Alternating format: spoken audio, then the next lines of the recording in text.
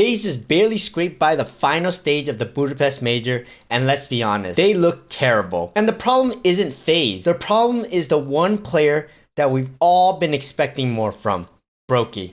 He will cost FaZe the Major if they even make it that far, and today I'm going to be proving it to you. Back in 2022, Broky won the Major with FaZe Clan as the second greatest player. But if we look now in 2025, Broky's not that player anymore. He become a shell of his former self. With addition of a liege, FaZe have become completely dysfunctional. So much so that in the Austin Major, Simple had to come in and replace Broky to try to salvage whatever was going on with this FaZe roster. And you know what the GOAT did? He took FaZe to the quarterfinals of the Major.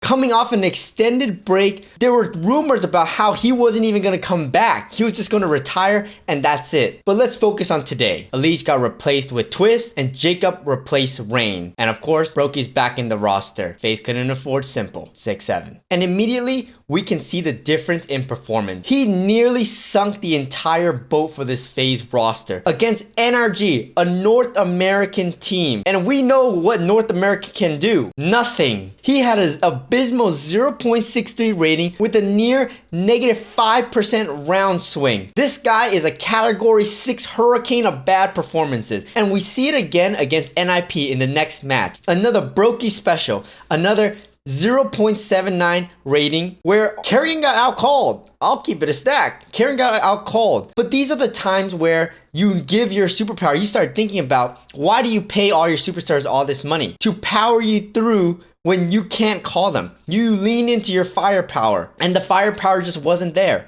especially out of Broky. But then they got the red candidates pretty decently, and then we saw Broky the contender again against their elimination match against Fluxo. In map 1, Broky dropped an amazing 1.48, blowing Fluxo out of Inferno. On the second map, on Nuke, FaZe just look out of their depth. But Broky still did good with a 1.13. On the final map, I don't even want to bash Broky. Kerrigan refused to lose that map. He powered up looking like a 2018 superstar and clutched up the final round. But Broky still had a 1.18 rating, which is great. When Broky is good, FaZe look like a contender. But after the stage 2 opener, Broky falls off a cliff. And if it wasn't for FaZe's superstar trio in Twist, Frozen, and Jacob, they would have lost. Twist had a 1.74, Jacob had a 1.53, and Frozen had a 1.38 against Aurora. Against NIP, Twist had a 1.36, Jacob 1.22, and a Frozen 1.24. Talk about getting hard carried. Everyone is there performing, and Broky is just there. Broky had a 0.71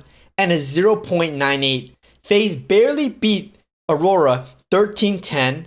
And against NIP, they gave a 2-0 to them. Issue is pretty clear with FaZe. When Broky is playing consistently, or honestly, an Awper is playing consistently on FaZe, they look amazing. Broky, if you watch his matches, it almost looks like he's playing not to lose instead of playing to win. He never has impact in any of these games. It just feels like he's a role player. He's just supporting all of them while having the most expensive, most impactful gun in the game. Right now, Broky is costing them the only chance they have against a 35-year-old Kerrigan who is going to age out. We just saw Glaive retire. How many more years does Kerrigan really have? FaZe deserve better. Kerrigan deserves better.